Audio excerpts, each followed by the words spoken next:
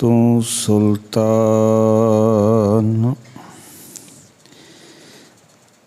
कहाँ हो मियाँ, तेरी कवन वडाई, जो तू देह सो कहाँ स्वामी। मैं मूरख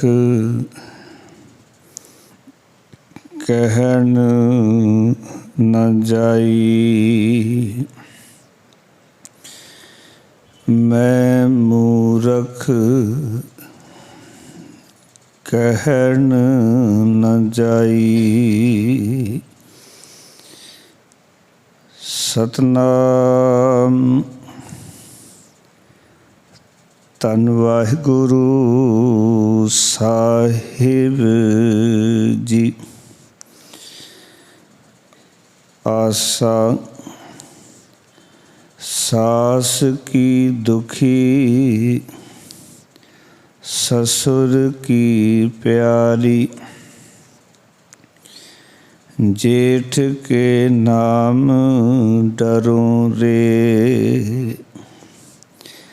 सखी सहेली ननद गहेली, देवर कै विरह जरूं रे। मेरी मत बोरी मैं राम विसारियो, किन विध रहन रहूं रे। सेजै रमत नैन नहीं पेखों, एह दुख कास्यों कहूं रे। रहाऊ बाप साब का करे लड़ाई, माया सद मतवारी। बड़े भाई कै जब संग होती, तब हूँ नहा प्यारी। कहत कबीर पंच को झगड़ा, झगरत जन्म गवाया। झूठी माया सब जग बांधिया, मैं राम रमत सुख पाया। कहत कबीर पंच को झगड़ा, झगरत जन्म गवाया। झूठी माया सब जग बांधिया, मैं राम रमत सुख पाया। वाहिगुरु जी का खालसा, वाहिगुरु जी की फतेह। परम सन्मानयोग जुगों जुग अटल धन धन साहिब श्री गुरु ग्रंथ साहब महाराज जी दी पावन पाक हजूरी विच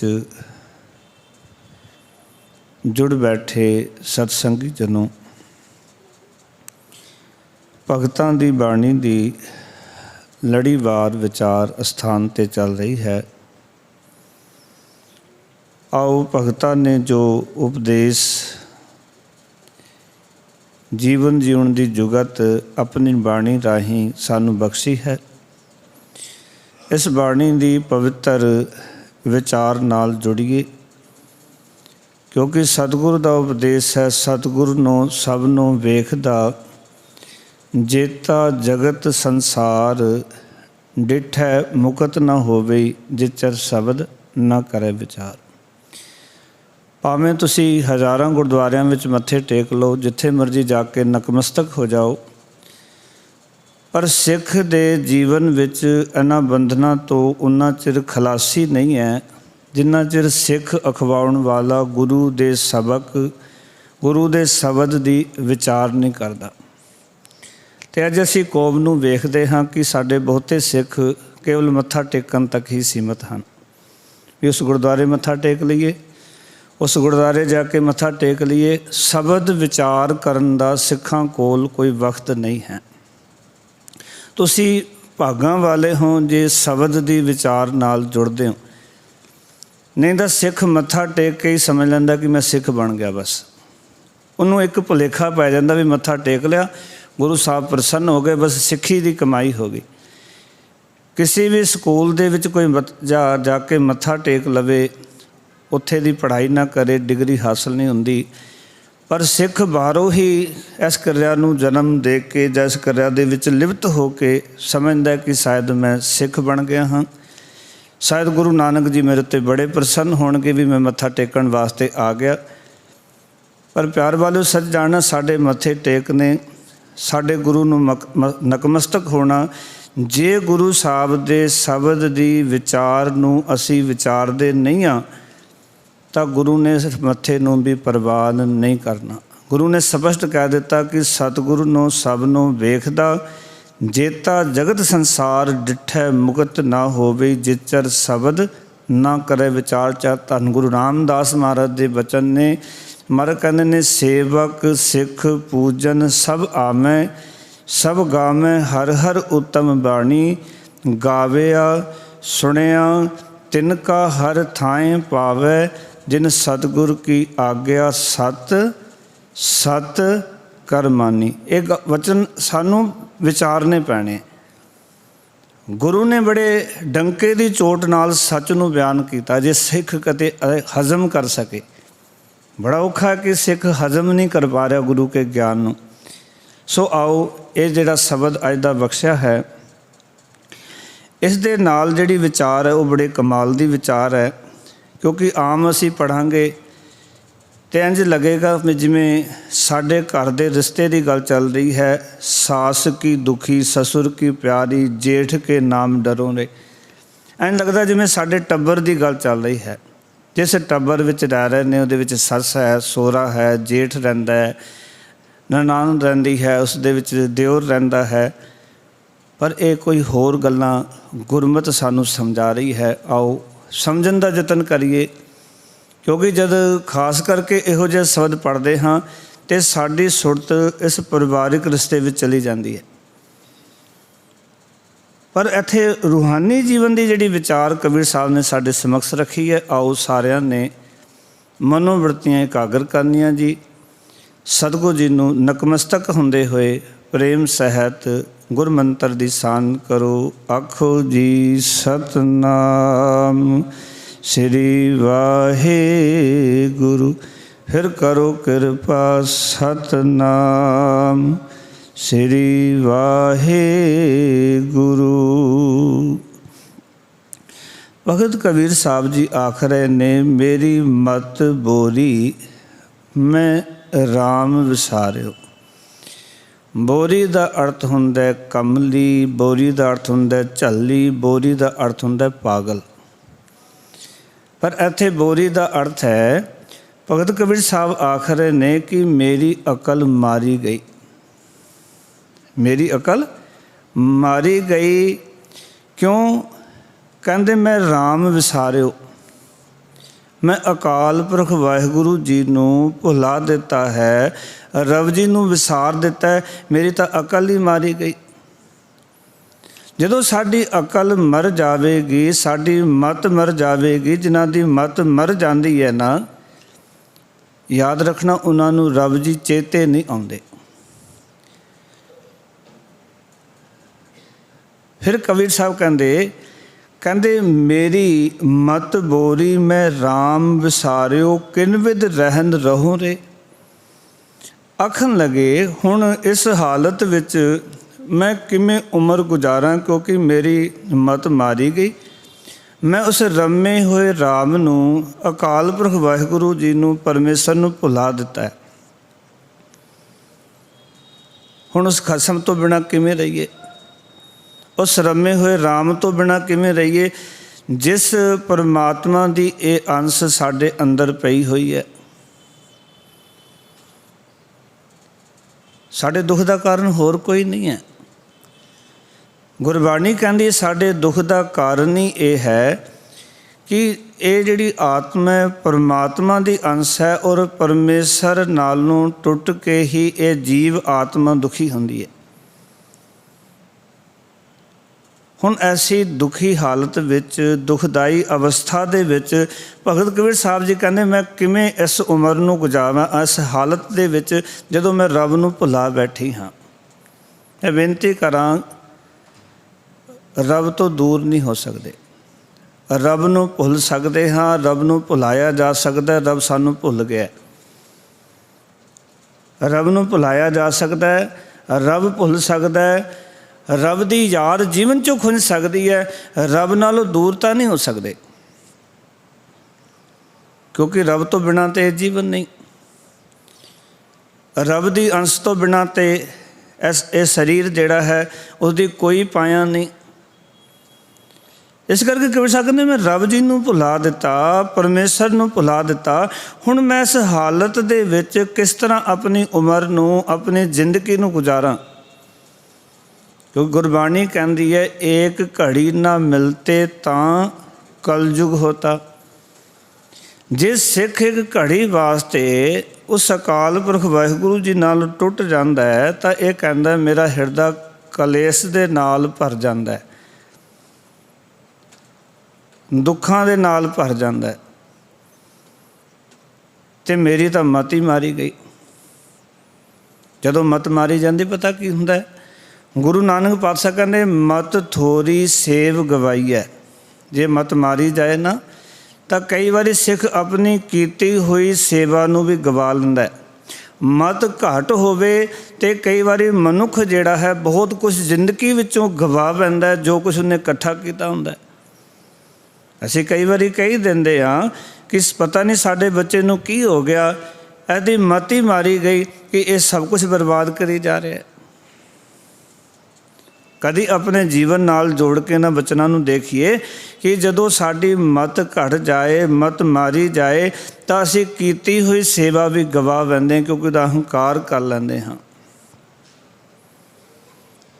ਜੇ ਮਤ ਮਾਰੀ ਜਾਏ ਤਾਂ ਅਸੀਂ ਉਸ ਪਰਮੇਸ਼ਰ ਨੂੰ ਭੁਲਾ ਦਿੰਦੇ ਹਾਂ, ਅਤੇ ਉਸਦੇ ਨਾਮ ਤੋਂ ਬਿਨਾਂ, ਉਸਦੀ ਯਾਦ ਤੋਂ ਬਿਨਾਂ ਅਸੀਂ ਜ਼ਿੰਦਗੀ ਕਿਵੇਂ ਜੀ ਸਕਦੇ ਹਾਂ। ਜਿਹਨੂੰ ਮਹਾਰਾਜ ਕਹਿੰਦੇ ਨੇ ਤੁਧ ਬਾਜ ਪਿਆਰੇ ਕੇਵ ਰਹਾਂ। ਹੇ ਪਿਆਰੇ ਪਰਮਾਤਮਾ, ਤੇਰੇ ਤੋਂ ਬਿਨਾਂ ਮੈਂ ਕਿਸ ਤਰ੍ਹਾਂ ਰਹਿ ਸਕਦਾ ਹਾਂ? ਮੈਂ ਤਾਂ ਨਹੀਂ ਰਹਿ ਸਕਦਾ। ਤੁਧ ਬਾਜ ਪਿਆਰੇ ਕੇਵ ਰਹਾਂ, ਸਾ ਵਡਿਆਈ ਦੇਹ ਜਿਤ ਨਾਮ ਤੇਰੇ ਲਾਗ ਰਹਾਂ। ਉਹ ਮੈਨੂੰ ਵਡਿਆਈ ਦੇ ਜਿਸ ਕਰਕੇ ਮੈਂ ਤੇਰੇ ਨਾਮ ਨਾਲ ਜੁੜਿਆ ਰਹਾਂ, ਕਿਉਂਕਿ ਨਾਮ ਨਾਲ ਟੁੱਟ ਗਏ ਹਾਂ, ਪਰਮੇਸ਼ਰ ਦੀ ਹੋਂਦ ਨਾਲੋਂ ਟੁੱਟ ਗਏ ਹਾਂ। ਅਤੇ ਅਗਲੇ ਵਚਨ ਬੜੇ ਕਮਾਲ ਦੇ ਕੀਤੇ ਕਬੀਰ ਸਾਹਿਬ ਜੀ ਨੇ ਇੱਥੇ। ਆਖਣ ਲੱਗੇ ਸੇਜੈ ਰਮਤ ਨੈਣ ਨਹੀਂ ਪੇਖੋ, ਇਹ ਦੁੱਖ ਕਾਸਿਓ ਕਹੋਂ ਦੇ। ਕਹਿੰਦੇ ਹੈਰਾਨੀ ਦੀ ਗੱਲ, ਕਹਿੰਦੇ ਇਹ ਦੁੱਖ ਮੈਂ ਕਿਸ ਨੂੰ ਸੁਣਾਵਾਂ? ਕਹਿੰਦੇ ਕਬੀਰ ਸਾਹਿਬ ਕਿਹੜਾ ਦੁੱਖ? ਕਹਿੰਦੇ ਉਹ ਪ੍ਰਭੂ ਮੇਰੇ ਹਿਰਦੇ ਰੂਪੀ ਸੇਜਾ ਦੇ ਉੱਤੇ ਵਸਦਾ ਹੈ, ਰਹਿੰਦਾ ਮੇਰੇ ਹਿਰਦੇ ਰੂਪੀ ਸੇਜਾ ਦੇ ਉੱਤੇ ਹੀ ਹੈ, ਪਰ ਮੈਨੂੰ ਅੱਖੀ ਨਹੀਂ ਦਿਸਦਾ। ਹੈਗਾ ਹਿਰਦੇ ਦੇ ਵਿੱਚ ਹੀ ਹੈ, ਕਿਉਂਕਿ ਗੁਰੂ ਸਾਹਿਬ ਜੀ ਨੇ ਫੈਸਲਾ ਦਿੱਤਾ ਧਨ ਪਿਰਕਾ ਇੱਕ ਹੀ ਸੰਗ ਵਾਸਾ। ਤਨ ਦਾ ਅਰਥ ਹੈ ਜੀਵ ਆਤਮਾ ਦਾ, ਪਿਰ ਦਾ ਅਰਥ ਹੈ ਪਤੀ ਪਰਮਾਤਮਾ ਦਾ। ਇੱਕੋ ਹੀ ਹਿਰਦੇ ਰੂਪੀ ਸੇਜਾ ਦੇ ਉੱਤੇ ਦੋਨੇ ਰਹਿੰਦੇ। ਆਓ ਕਿ ਪਰਮਾਤਮਾ ਦੀ ਜੋ ਅੰਸ਼ ਆਤਮਾ ਹੈ, ਪਰਮਾਤਮਾ ਵੀ ਇਸ ਹਿਰਦੇ ਰੂਪੀ ਸੇਜਾ ਦੇ ਉੱਤੇ ਹੀ ਰਹਿੰਦਾ ਹੈ। ਤਨ ਪਿਰਕਾ ਇੱਕ ਹੀ ਸੰਗ ਵਾਸਾ, ਵਿੱਚ ਹਉਮੈ ਭੀਤ ਕਰਾਰੀ। ਸਤਿਗੁਰੂ ਕਹਿੰਦੇ ਦੋਨੋਂ ਇੱਕੋ ਥਾਂ 'ਤੇ ਰਹਿੰਦੇ, ਪਰ ਹੋਮੇ ਦੀ ਜਿਹੜੀ ਕੰਧ ਲੱਗ ਗਈ ਹੈ, ਇਸ ਕਰਕੇ ਉਹ ਪਰਮਾਤਮਾ ਦਿਖਾਈ ਨਹੀਂ ਦਿੰਦਾ।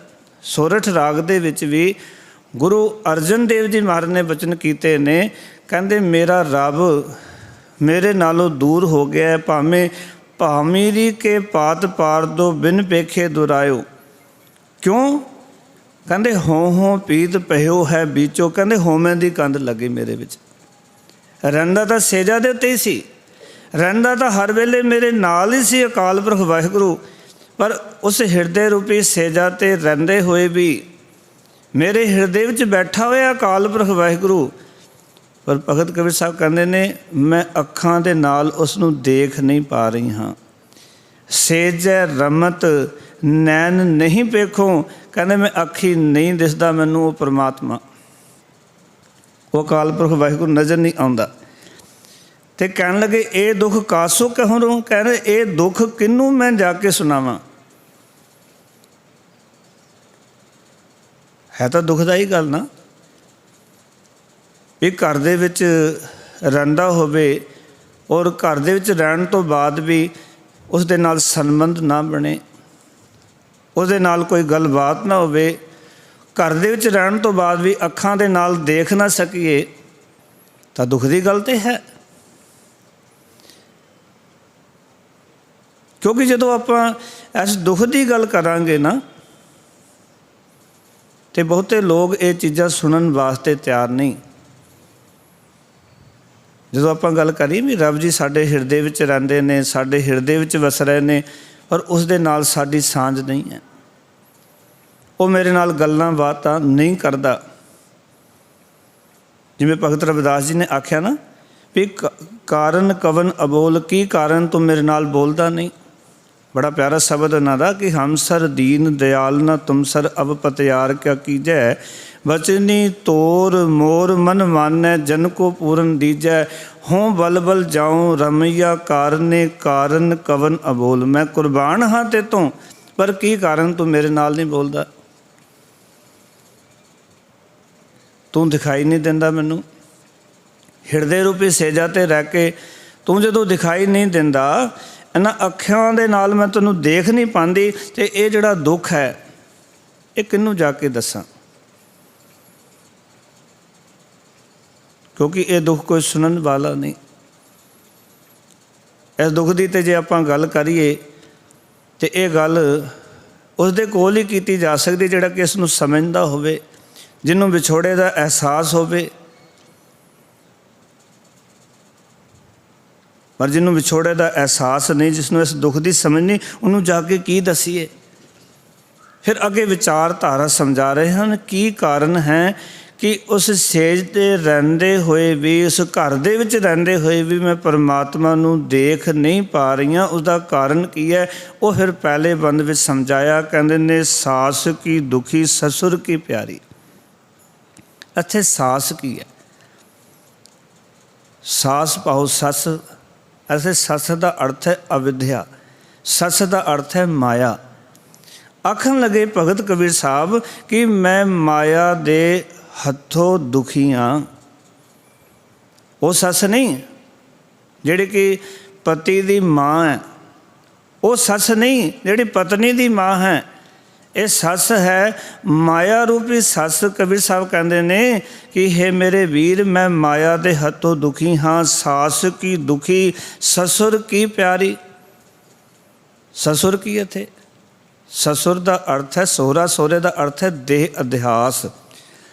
ਸਸੁਰ ਕੀ ਹੈ? ਸਰੀਰ ਦਾ ਮੋਹ। ਹੁਣ ਦੇਹ ਅਧਿਆਸ ਸਾਰਿਆਂ ਨੂੰ ਪਿਆਰਾ ਲੱਗਦਾ ਹੈ। ਸਰੀਰ ਦਾ ਮੋਹ ਦੇ ਵਿੱਚ ਅਸੀਂ ਫਸੇ ਹੋਏ ਹਾਂ। ਇਹ ਸਾਨੂੰ ਸਰੀਰ ਆਪਣਾ ਬੜਾ ਪਿਆਰਾ ਲੱਗਦਾ ਹੈ, ਅਸੀਂ ਸਾਰੇ ਪਿਆਰ ਕਰਦੇ ਹਾਂ। ਕੋਈ ਵੀ ਬੰਦਾ ਐਸਾ ਨਹੀਂ ਮਿਲੇਗਾ ਜਿਹੜਾ ਆਪਣੇ ਸਰੀਰ ਨੂੰ ਪਿਆਰ ਨਹੀਂ ਕਰਦਾ, ਸਰੀਰ ਦੇ ਮੋਹ ਵਿੱਚ ਮੋਹਿਆ ਹੋਇਆ ਨਹੀਂ ਹੈ। ਸਰੀਰ ਦਾ ਮੋਹ ਸਾਰਿਆਂ ਨੂੰ ਪਿਆਰਾ ਲੱਗਦਾ ਹੈ। ਕਬੀਰ ਸਾਹਿਬ ਕਹਿੰਦੇ ਨੇ ਕਿ ਹੈਰਾਨੀ ਦੀ ਗੱਲ ਕਿ ਮਾਇਆ ਦੇ ਹੱਥੋਂ, ਮਾਇਆ ਰੂਪੀ ਜਿਹੜੀ ਸੱਸ ਹੈ ਉਹਦੇ ਹੱਥੋਂ ਦੁਖੀ ਹਾਂ, ਅਤੇ ਜਿਹੜਾ ਸਸੁਰ ਹੈ ਭਾਵ ਕਿ ਇਹ ਸਰੀਰ ਦਾ ਜਿਹੜਾ ਮੋਹ ਹੈ ਉਹਦੇ ਨਾਲ ਪਿਆਰ ਹੋਣ ਕਰਕੇ ਇਹ ਸਰੀਰ ਮੈਨੂੰ ਪਿਆਰਾ ਲੱਗਦਾ ਹੈ। हर एक नूं अपना शरीर प्यारा लगता है। फिर कहन लगे जेठ के नाम डरो रे। इत्थे जेठ का अर्थ है मौत।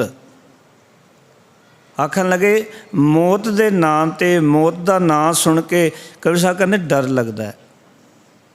जेठ बड़ा हुंदा ना, तो शरीर दे विच सब तो बड़ी चीज़, शरीर का सब तो बड़ा मैंबर कौन है? वो है जेठ। जेठ का अर्थ है मौत।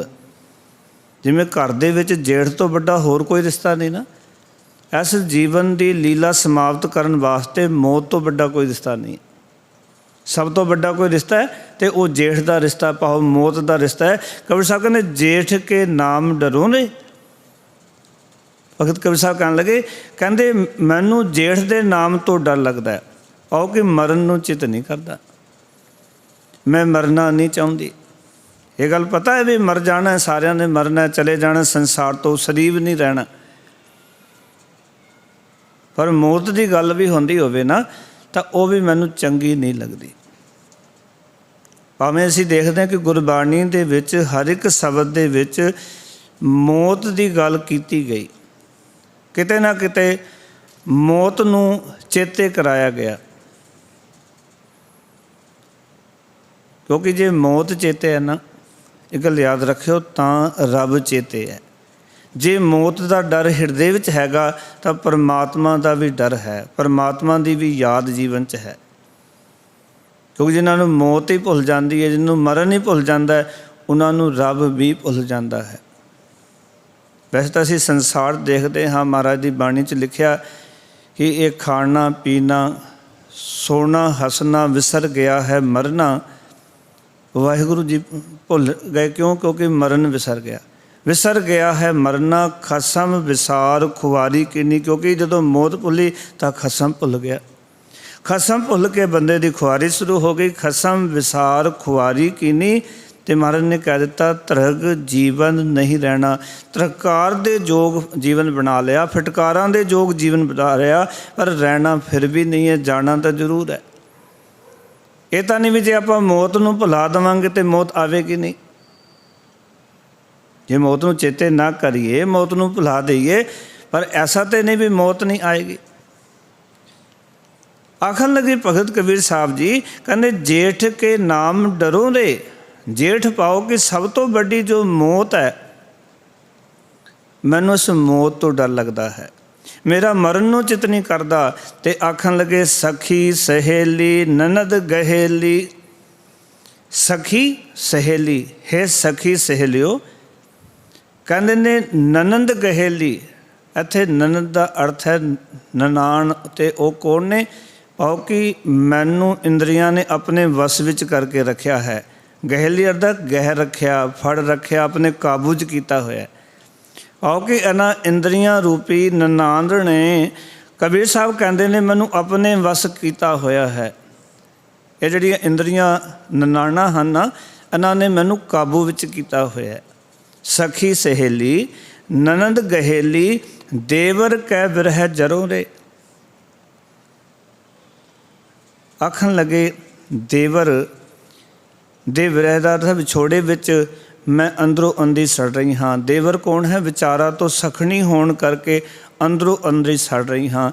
देवर की है? वो विचारां जिहड़ियां विचारां तो मैं सखनी होने करके हर वेले सड़ रही हाँ। असल विच साडे साड़े का कारण, साडे दुख का कारण असल विच निमड़ता वालियां विचारां नहीं, साडे अंदर निमड़ता भाव नहीं।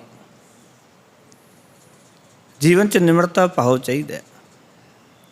क्योंकि जिवें दिओर छोटा हुंदा है ना,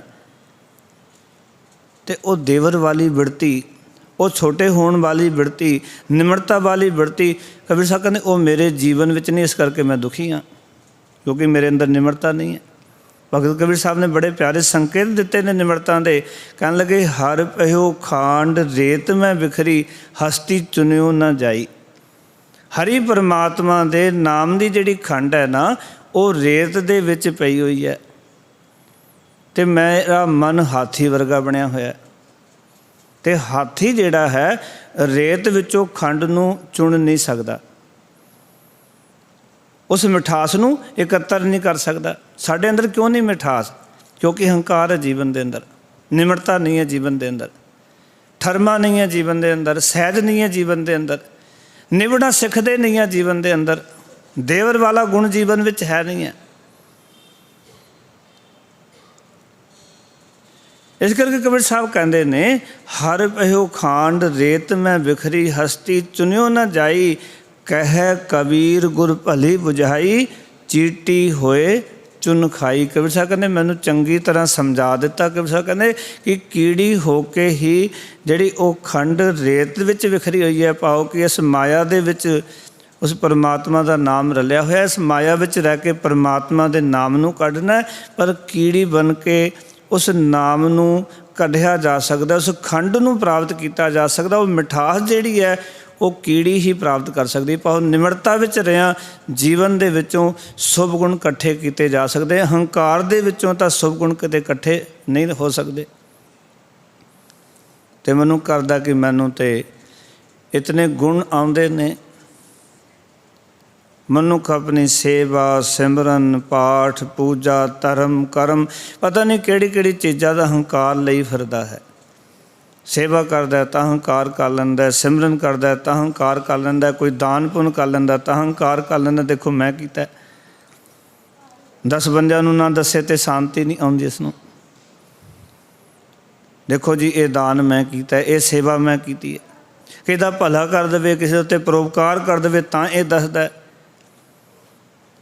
प्यार वालों सच जानना, हंकार दे विच रहिया ये नाम इकत्तर नहीं हो सकता।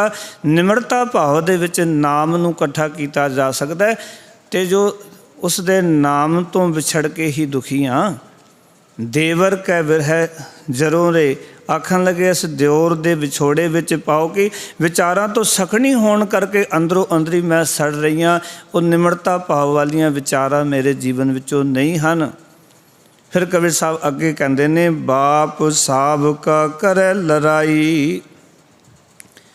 आखन लगे बाप साहब का, बाप का अर्थ होंदा है प्यो, तो प्यो किनू कह रहे ने? शरीर नू।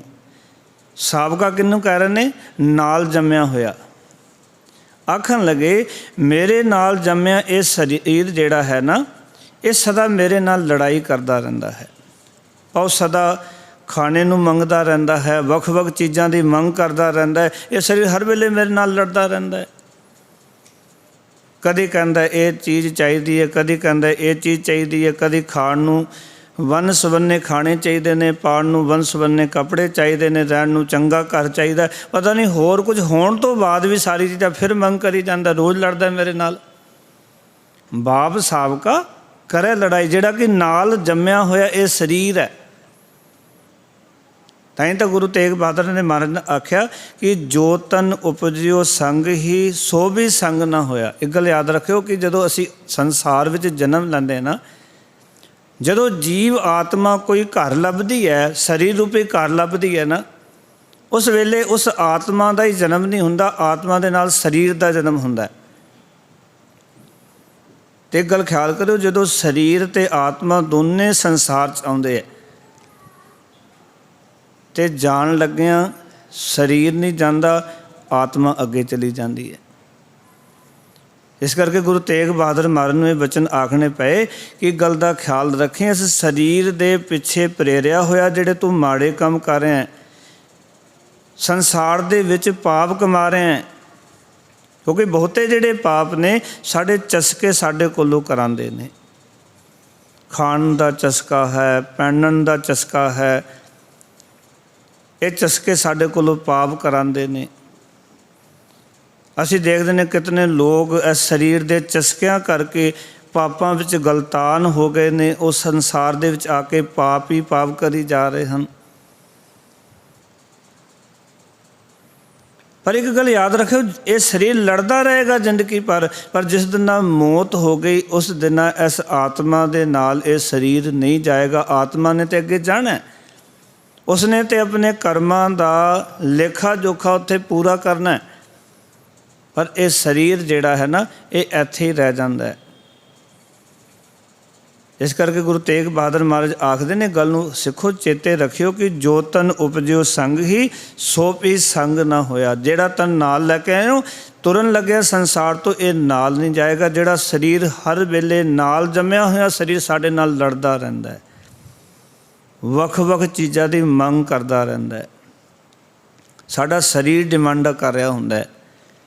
शरीर दे कोल इंद्रे ने, इंद्रे अगे कह रहे होंदे ने मन नूं, मन कह रहा होया मत नूं। इस तरह जो असी इस दे विच फस के और इस दे प्रेरे होए जीवन विचों पाप करते हाँ। ठगियां तां मारते हाँ, होर बेअंत लालच दे कर्म, लोभ दे कर्म, वासनावां दे कर्म इस शरीर दे प्रेरे होए करते हाँ। ते कबीर साहब कहने बाप साबका करे लड़ाई माया सद मतवारी। ते आखन लगे कहते ये जिहड़ा शरीर रूपी माया है ना, शरीर दे नाल जुड़ी हुई जिहड़ी माया है, कहते ये माया की करती है। कहते माया ने मैनू सद मतवारी, मतवारा बनाया, पाओ झल्ला किया होया इस माया ने। शरीर क्योंकि माया की मंग करता है, मेरा शरीर माया दे पिछे दौड़दा है, मेरे नाल लड़दा रहिंदा है। तो इस माया ने मेरे नाल की कीता है? इस माया ने मैनू पागल कर दिता। कबीर साहब कहते ने माया सद मतवारी। सद अर्थ है सदा ही ये माया मैनू झल्ला बना के रखती है, पागल बना के रखती है। कई बार बंदे नू पता है कि महाराज की कृपा नाल खाण नू मेरे कोल कोई कमी नहीं, पहनण नू भी कोई कमी नहीं, परिवार का गुजारा भी ठीक चल रहा है। पर कई बार ये माया मनुख नू निर्गुणी लालच विच फसा के ना मनुख नू पागलों की तरह संसार दे विच विचरण वास्ते तोर देंदी है। ताई तो गुरु साहब ने कहा भी सो मैं तन राखण को दिया मुगद कह तन मेरा। तन दिता सी बर्तन वास्ते, मूर्ख कही जाता है मेरा। क्योंकि माया मनुख नू झल्ला बना देंदी है, माया मनुख नू पागल बना देंदी है। माया की खिच ऐसी है जिहड़ी माया मनुख नू इस संसारी वासनावां दे विच पा देंदी है। ते मनुख पूरी जिंदगी इन्हां नू पूरा करन वास्ते लग्या रहिंदा है। ताईं तो महाराज ने आख्या है, कहंदे संसार दे विच जदों मैं वेखदा हाँ कि इस ब्रह्मंड दे अंदर संसार दे विच इस माया ने जगत नू मोहिया होया है। जिन मोहे खंड ब्रह्मंड ताहू मैं पाऊँ, राख लेहो ए विखई जियो देहो अपना नाऊँ। जाते नाही को सुखी ताकै पाछे जाऊँ, छोड़ जाए जो सगल को फिर लपटाऊँ। सदू कहने मैनू पता भी छड़ के चले जाना, नाल लैके नहीं जानी, फिर इहदे विच लपटदा जाके। इस माया तो कोई सुखी नहीं होया, फिर इसका पिछा कर रहा हाँ, क्योंकि माया ने मैनू झल्ला कर दिता है, माया ने मैनू पागल कर दिता है। फिर कहन लगे बड़े भाई कै जब संग होती तब हो नहा प्यारी। इत्थे बड़ा भाई की है? कहन लगे बड़े भाई का अर्थ है इत्थे ज्ञान।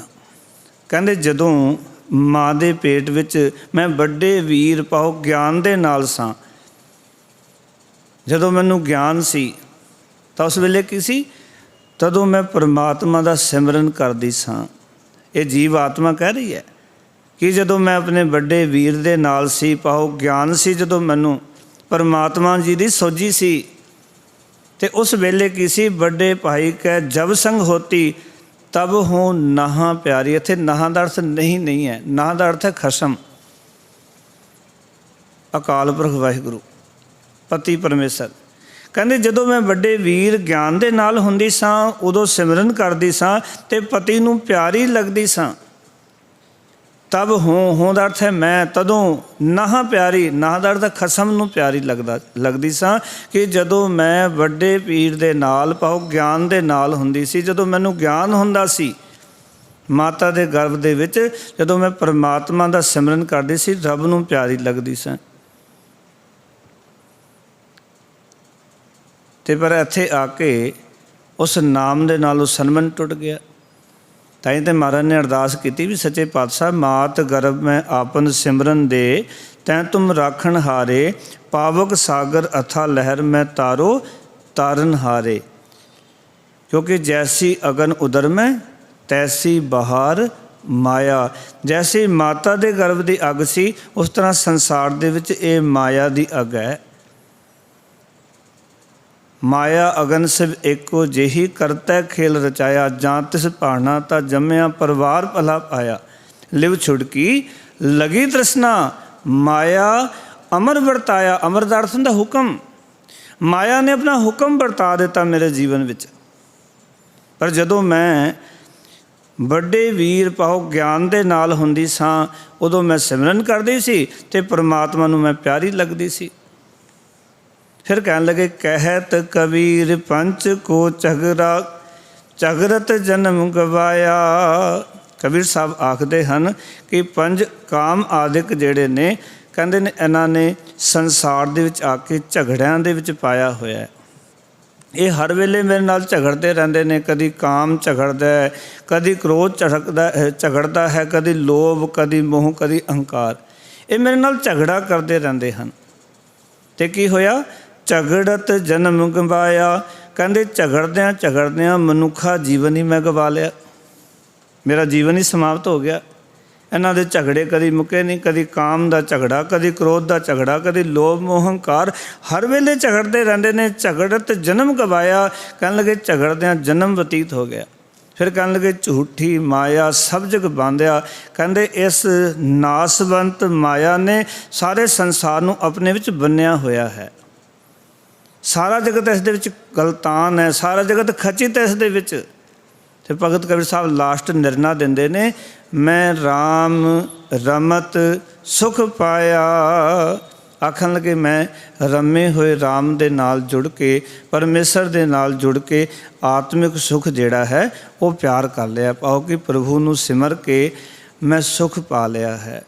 ਸੋ ਕਬੀਰ ਸਾਹਿਬ ਜੀ ਨੇ ਇਸ ਪਾਵਨ ਸ਼ਬਦ ਦੇ ਰਾਹੀਂ ਇਹ ਦਰਦਨਾਕ ਸਾਡੇ ਜੀਵਨ ਦੀ ਕਹਾਣੀ ਦੱਸੀ ਹੈ ਕਿ ਮਾਇਆ ਬੇੜੀ ਜਿਹੜੀ ਜਿੰਦ ਹੈ ਨਾ, ਉਹ ਸੰਸਾਰ ਦੇ ਵਿੱਚ ਆ ਕੇ ਇਸ ਤਰ੍ਹਾਂ ਦੁਖੀ ਹੁੰਦੀ ਹੈ ਅਤੇ ਪਰਮੇਸ਼ਰ ਦੇ ਨਾਮ ਤੋਂ ਸਖਣੀ ਰਹਿਣ ਕਰਕੇ ਜਦੋਂ ਉਹ ਮਤ ਮਰ ਜਾਂਦੀ ਹੈ, ਪਰਮਾਤਮਾ ਦੇ ਨਾਮ ਨੂੰ ਭੁਲਾ ਦਿੰਦੀ ਹੈ, ਫਿਰ ਪੂਰੀ ਜ਼ਿੰਦਗੀ ਇਹ ਦੁਖੀ ਰਹਿੰਦੀ, ਕਦੀ ਸੁੱਖ ਦਾ ਸਾਹ ਨਹੀਂ ਲੈਂਦੀ।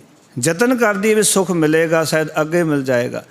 ਇਹ ਮਤ ਇਤਨੀ ਮਾਇਆ 'ਚ ਗਲਤਾਨ ਹੋ ਜਾਂਦੀ ਹੈ ਕਿ ਮਾਇਆ ਦਾ ਪਿੱਛਾ ਕਰਦੀ ਕਰਦੀ ਇਹਨੂੰ ਇੱਕ ਭੁਲੇਖਾ ਪੈ ਜਾਂਦਾ ਹੈ ਵੀ ਸ਼ਾਇਦ ਹੋਰ ਮਾਇਆ ਇਕੱਠੀ ਹੋ ਗਈ, ਮੈਂ ਸੁਖੀ ਹੋ ਜਾਵਾਂਗੀ। ਇਸ ਤਰ੍ਹਾਂ ਦੀ ਦੌੜ ਜੀਵਨ ਦੀ ਬਣ ਜਾਂਦੀ। ਜਿਵੇਂ ਹਿਰਨ ਦੌੜਦਾ ਹੈ ਕਸਤੂਰੀ ਵਾਸਤੇ, ਦੌੜਦੇ ਦੌੜਦੇ ਪਿਆਸ ਲੱਗਦੀ ਹੈ, ਫਿਰ ਪਾਣੀ ਵਾਸਤੇ ਦੌੜਦਾ ਹੈ, ਪਾਣੀ ਵਾਸਤੇ ਦੌੜਦਾ ਦੌੜਦਾ ਆਖਿਰ ਦਮ ਨਿਕਲ ਜਾਂਦਾ ਹੈ, ਪਰ ਉਸ ਦੀ ਤ੍ਰਿਪਤੀ ਨਹੀਂ ਹੁੰਦੀ।